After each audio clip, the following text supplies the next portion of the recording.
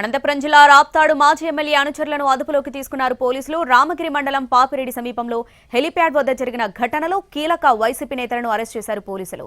Helipad వద్ద పోలీసులపై దాడి ఘటనలో కీలకంగా వ్యవహరించిన చెన్నై కొత్తపల్లి, రామగిరి మండలాలకు చెందిన 11 మంది వైసీపీ నేతలను అదుపులోకి తీసుకున్నారు. దాడి ఘటనలో పాల్గొన్న మరికొందరు నేతల కోసం గాలిస్తున్నారు. మాజీ ఎమ్మెల్యే తోపుదుర్తి ప్రకాష్ రెడ్డి కోసం హైదరాబాద్ కు వెళ్లారు పోలీసులు. అయితే ఇంకా తోపుదుర్తి ఆచూకీ దొరకలేదు. దీంతో హైదరాబాద్ లో తోపుదుర్తి కోసం వెతుకుతున్నారు పోలీసులు. తోపుదుర్తి ఇంకా అజ్ఞాతంలోనే ఉన్నట్లు తెలుస్తోంది.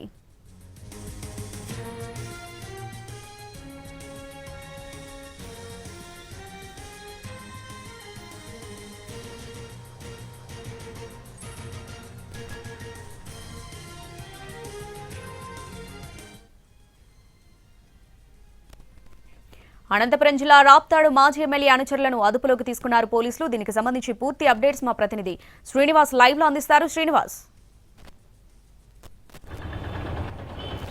షావిని రామగిరి మండలం పాపిరెడ్డిపల్లి వద్ద ఏర్పాటు చేసిన హెలిప్యాడ్ వద్ద జరిగిన ఘటనకు సంబంధించి కొద్దిసేపటి క్రితమే రాప్తాడు మాజీ ఎమ్మెల్యే తోపుదుర్తి ప్రకాష్ రెడ్డి అనుచరులు దాదాపుగా 10 మందిని అదుపులోకి తీసుకున్నారు. వీరంతా చెన్నై కొత్తపల్లి, కనగానపల్లి, రామగిరి మండలాలకు సంబంధించిన కీలక నాయకులుగా ఉన్నారు. వీరందరినీ కొద్దిసేపు క్రితమే అదుపులో తీసుకొని స్టేషన్ తరలించినట్టు తెలుస్తుంది. మరి కాసేపట్లో వీరిని ధర్మవరం లేదా పెనుగొండ జడ్జిల వద్ద కూడా హాజరుపరిచే అవకాశం ఉంది. మరోవైపు ఈ ఘటనకు సంబంధించి ఇప్పటికే తోపుదుర్తి ప్రకాష్ రెడ్డితో పాటు మీరు దాదాపుగా పెద్ద సంఖ్యలో దాదాపు 200 మందికి పైగా వారిపైన కేసులు నమోదు చేశారు. ఈ ఘటనకు సంబంధించి తోపుదుర్తి ప్రకాష్ రెడ్డి కోసం పోలీసులు గాలింపు చర్యలు చేపట్టారు.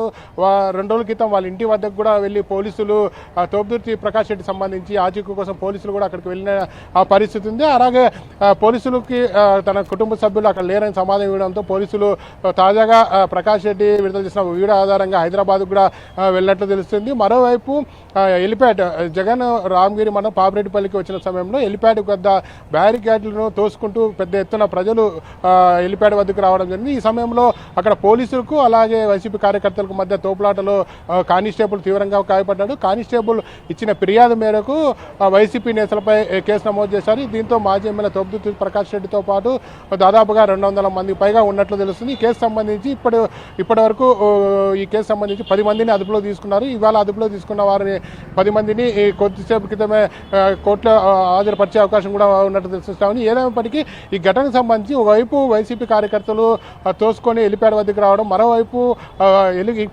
హెలికాప్టర్కి సంబంధించి విండ్షీల్డ్ ఎయిర్ క్రాక్ ఇవ్వడం, దానిపైన కూడా పూర్తి స్థాయిలో పోలీసులు విచారణ వేగవంతం చేశారని చెప్పొచ్చు.